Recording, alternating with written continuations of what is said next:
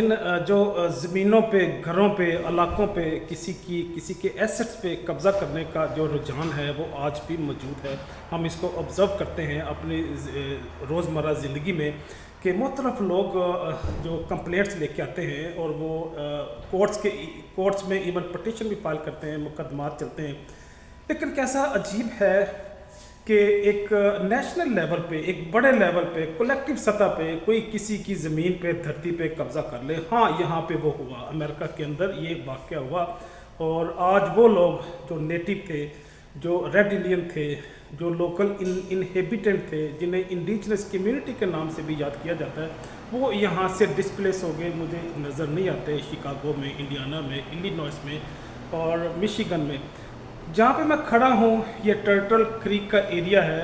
5-6 कबाइल यहाँ पे रहते थे जो सदियों से आबाद थे। वो कौन से कबाइल थे? वो साक थे, फॉक्स, ऑटवा, मिनोमी, पोटावाटमी और चिपवा।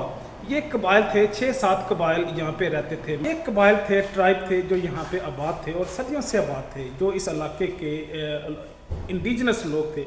लेकिन जब यूरोपियन लोग आए तो वो ठीक है, अपने सिस्टम, टेक्नोलॉजी और जो इक्विपमेंट्स वो भी लेके आए, लेकिन उसके साथ साथ सिविलाइजेशन, तहज़ीब भी लेके आए और अपनी तहज़ीब को उन्होंने मुसल्लत किया। और ये जो लोकल लोग थे यहाँ से आज नापैद हो गए हैं।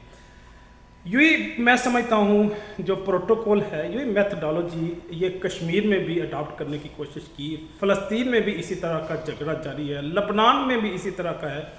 फिर इसी तरह का अगर मैं चेचनिया को कहूँ, बोस्निया को कहूँ, और ये ईस्ट तैमूर का भी मैं चलो नाम ले लेता हूँ। ये सारे एरियाज जो हैं जहाँ पे ज़मीन का झगड़ा है, धरती का है, एरिया का है, लोग एक दूसरे के साथ कलेक्टिव लेवल पे, रिलीजन की बुनियाद पे, अपनी सकाफत की बुनियाद पे, बिलीव के बिहाफ पे दस्तूर गिरे हुए हैं। और वो मुख्तलिफ क्लेम करते हैं कि ये एरिया हमारा है, हम इसको छीनेंगे। लेकिन अल्लामा इकबाल ने पूरी फ़िलासफ़ी इसकी बता दी कि तारक के बर किनारा उंदलस सफीना सोख्त, हर मुल्क के मिल के मास के मिल के खुदाए मास। ये पूरी धरती, ये पूरी ज़मीन हमारी है क्योंकि ये हमारे अल्लाह की है। तो गोया ये सिर्फ मैं समझता हूँ कि मुसलमानों के लिए नहीं, और भी इंसानों के साथ इसी तरह ही होना चाहिए। जो जहाँ पे बॉर्न हुआ, जिसकी प्रॉपर्टी है, जिसकी मलकियत है, जिसने ज़िंदगी में कौन मेहनत और जदोजहद की, उसको उसका रिवार्ड मिलना चाहिए। इजाज़त चाहूँगा। अल्लाह हाफ़िज़।